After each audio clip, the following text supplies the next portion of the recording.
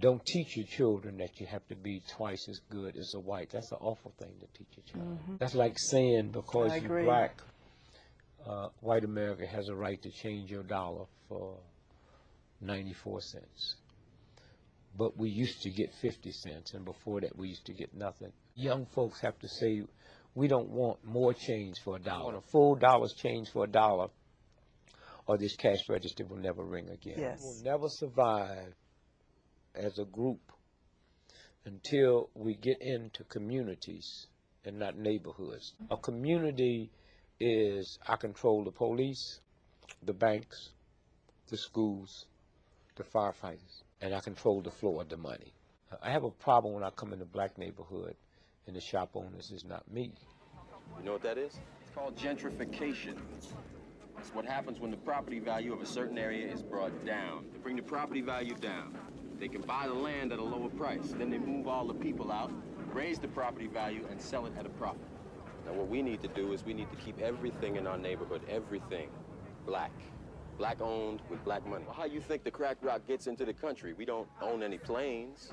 We don't own no ships.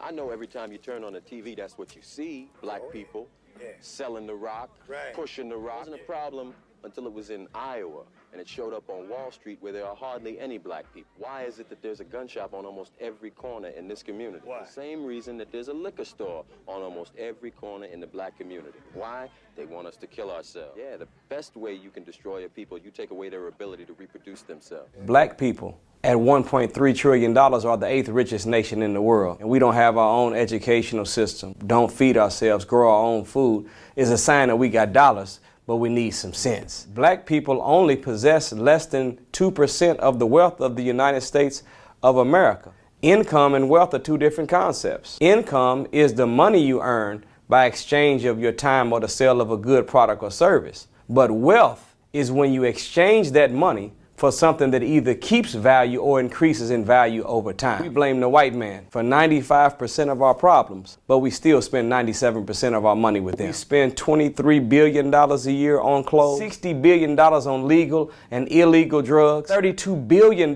dressing up the outside of our head. But when it comes to dressing up the inside of our mind, which is the purchase of books, only 300 million. No one individual can rise above the condition of their people.